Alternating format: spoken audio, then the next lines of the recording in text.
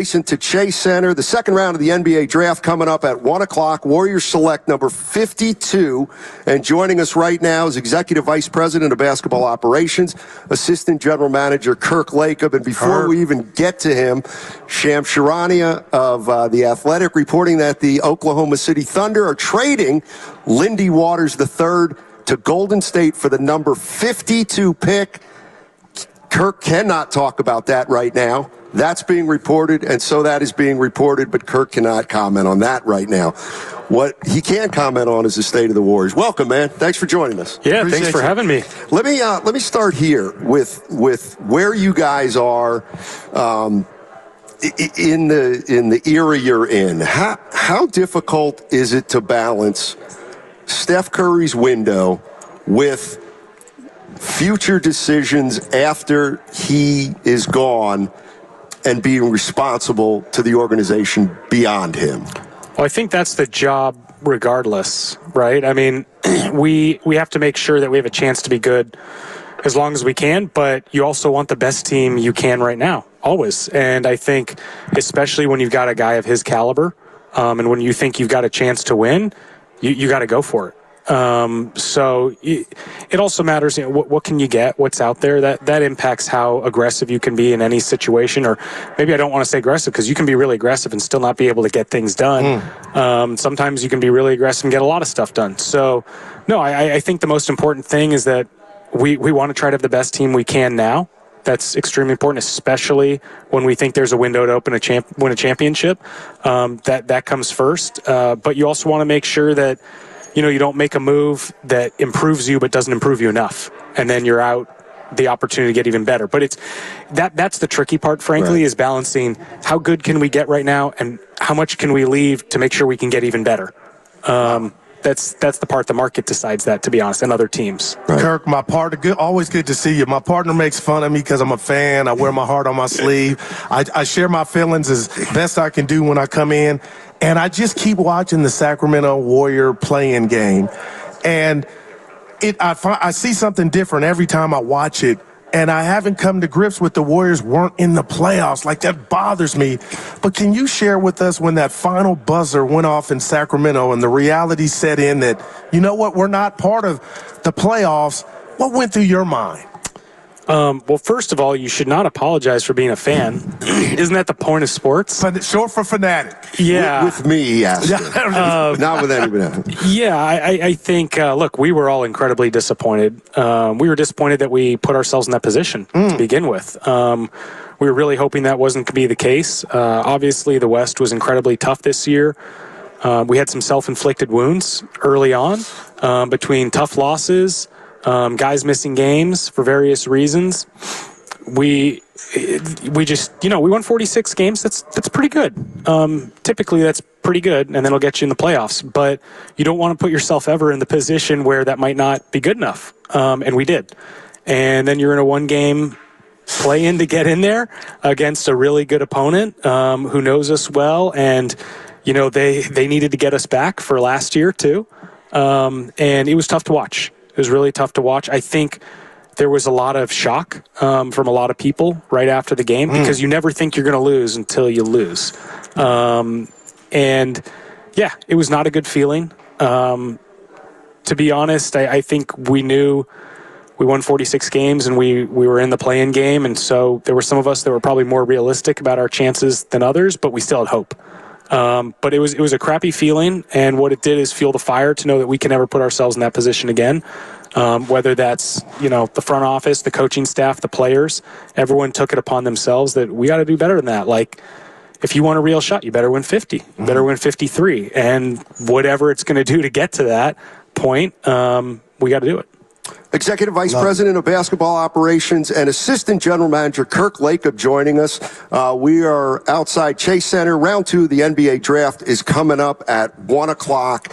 And one of the things that I found we've been talking about the whole time, and I'm going to ask you this question. You can't answer both. When you look at this team, one optimistic side could say, we're a 46-win team. We got to get to 49 or 50. But you can also say, they're 9 teams better than you. You're a 10th seed. And then you have the the Draymond Green who didn't play the whole season. How do you evaluate those maybe 2 or 3 things that are giving you different kind of signals about where you're at? All depends on how optimistic you are about different parts of this, right? I mean, we've got tremendous players who are in the older part of their career, and I think you can always get better, but realistically, you're probably the same or slightly worse every year, and you got younger players who either get better or don't. And so you better, if you're an optimistic person, you'd say the older players are not getting worse. They're going to stay at their peak for another couple years, and the younger players will get better. And if you take that tact, you're going to think, man, we can go from 46 to 52 pretty organically and take all the craziness that happened last year and hope to put that away. But, there's always stuff that happens during a year, too. Mm-hmm. You can't pretend there's never going to be drama. I think probably I was involved in the only non-drama-free year in the history of the NBA when we won 73 in the 15-16 season. Then we found drama at the end. Right. So I think, every team has it. I think you just have to be realistic. Stuff's going to happen. So you can't play the woulda, coulda, shoulda game because everybody's going to play that. But what it really tells me is like every part of our organization has to be better. We have to get better players on this roster so that we have, more margin for error. Our coaching staff has to do a better job so that, whatever happened last year in these games doesn't happen again. I'm not saying it's their fault, but this is their job as coaches to figure out a way for something not to happen again. And all of our players, as they do every summer, have to go and work harder and try to see what they can do better, fill the holes in their game, see how they can fit with the other players on the floor better, see if they can do things that our team is missing. And if, those 2 out of those 3 or 3 out of those things happen, we will be better. But look, we've had seasons where we've won the championship and 15 minutes later we're sitting there saying, how can we be better? So, I don't think anyone should question whether anyone in this organization wants to be better if that's the standard that we've set. Right. You win a championship and you want to get even better the next year. How can you think that we're okay being the 10th seed and winning 46 games? That's not in our blood. I mean, from the beginning, it's been, we don't use the word good, we use the word great. So there's a lot of pissed off people right now, and we got to help make them not pissed off. No, I love that, Kirk. Let me ask you this, because I talked about the bad not making the playoffs, but the good is the contributions you got from TJD and Pods, 2 rookies. I got to believe, how much pride goes into that, knowing 2 guys in their first year were a big part of winning 46 games? We're really fortunate. Really fortunate. Obviously, we feel like we made some good picks last year, but it doesn't stop there. These guys got to keep improving. We've told both of them, there's been a lot of players who have good rookie years, and they don't follow it up with anything. And so you can either be happy and content with what you did as a rookie, or you can say, man, I was just okay. I was good MVP, but I can be a lot better, and I can help this team win more. And that's what we're looking from those 2. They've got great work ethic. They're really smart players. I think we're expecting even more of them. Frankly, what they did last year was a surprise. We went in thinking we're getting nothing from these guys. They're rookies, and they surprised us, so it puts us on a good path for year 2, but it's not guaranteed. And they both have a big chip on their shoulder still. So that's a really good sign. But, yeah, it helps us with, piecing together a roster this year, knowing that it's more likely than not that those guys will help again next year. Kirk Lacob joining us on 95.7 The Game, Executive Vice President of Basketball Operations and Assistant General Manager. All right, here's the thing that I'm wondering about. You guys, dynasty. Who knows where it is now in terms of at the end, near the end, over. When you guys bought this team, when your dad bought this team, you were sitting with Steph Curry, and I think the salary cap situation was average. When you go through a dynasty, you know you're going to be in a tough situation because it's the cost of a dynasty. Where you're at right now, do you guys do you think that way at all? You can't, the reason it's a dynasty is because it comes to an end eventually. It doesn't seem like, do you have the realism in you that, we may have to at some point take a step back, or do you really think you can somehow keep this thing going, make the playoffs 5-6 years as Steph gets older, and then he leaves and you're still in good shape? Well, that's really hard. It's really hard. This whole thing's really hard. It's not supposed to. Only one team gets to win every year. Right. There's 30. Everyone's, for the most part, trying to win. Look, everyone wants to say a dynasty is dead. The reality is your story is not done until it's done. There have been lots of cases where a team takes a couple years and doesn't win. You can't win every year. We tried to do that. We came close. But realistically, you can't win every single year. But just because you don't win one year doesn't mean you can't retool, get better, come back. I mean, we've done it once already. And I know people want to, put the nail in the coffin right now and say, no, this time it's over. This time they're done. Right. We don't believe that. We believe we can still get at least one more with the current group. And then, why would we stop just because some players retire or something?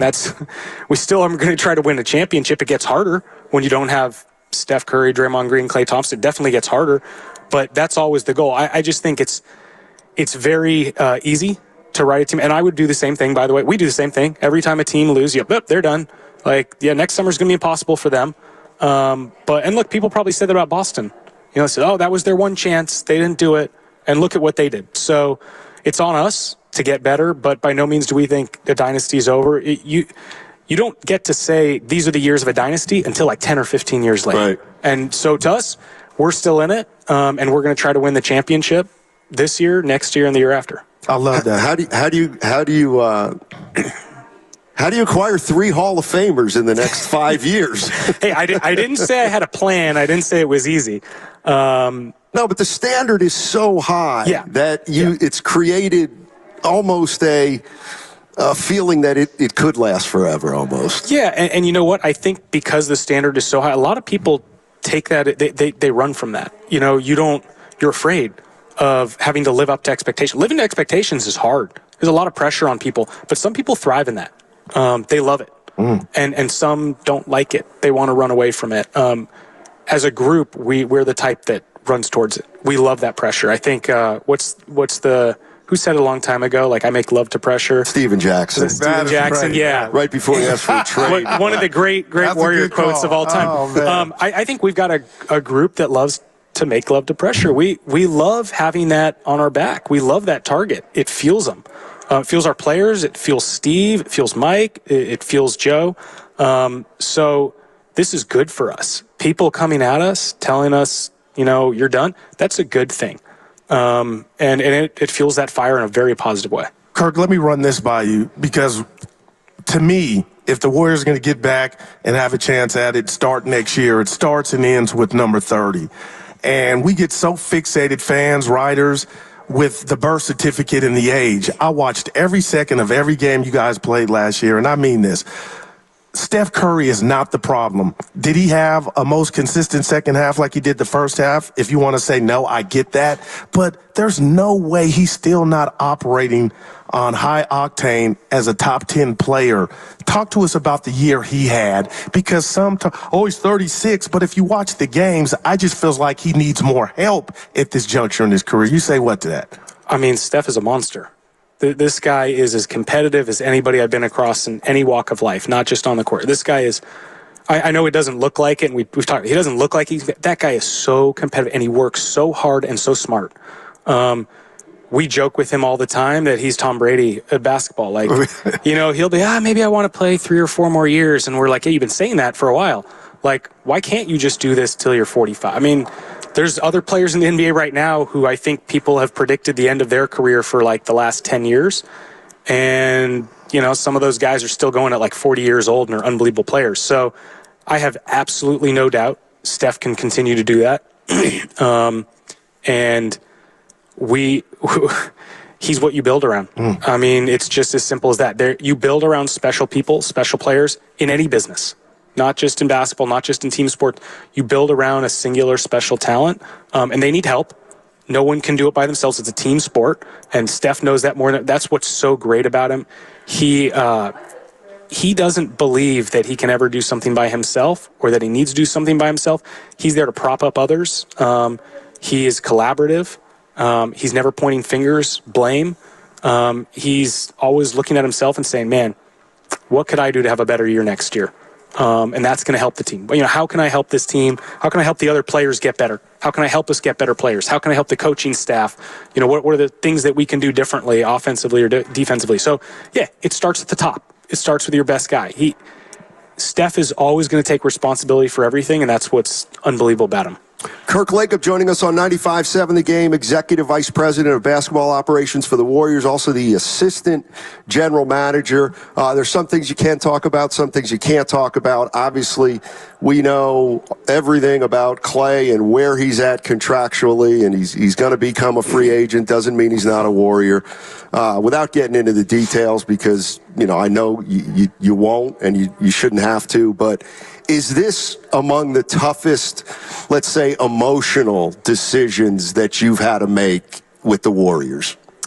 I think the latest decision you have to make is always the toughest. It's easy to have hindsight and be like, oh, that was easy, or that was, but we've had a lot of tough decisions over the years. And I think it's important to remember decisions aren't usually one way. They're two-way. There's more than one party involved in any decision. Look, we absolutely love Clay. We want him here. We want him to finish his career as a Warrior. Like, we're unequivocal about that. Just got to try to see if we can figure this thing out. And, I think we all hope he's ready to come back and we can make something work with him, because he is just such an important part of what we built and what we want to continue to do. Kirk, I want to run through that wall about in regard to Andrew Wiggins, his talent. I told my partner and all the fans, I don't think that, he's got some gifts from the basketball gods, but you're around him every day. We're not. We watch him on TV, and there's some misconceptions about Andrew Wiggins. What can you tell the fans about Drew? Because when he's good and locked in, Kirk, I think he's a top 15 player, but how do you get that out of him more consistently? Andrew, first of all, is just a great guy. Awesome guy. Everybody loves him on this team, in this organization. He is such a good person, and he's shown what he can do for us. And I think that's been kind of the story of his career, is how can you get him to the point where he's ready to take advantage of that talent. We have to do a better job as an organization putting him in a position to succeed. He's got to do a better job too of, being ready to go day in and day out. We've talked to him about that.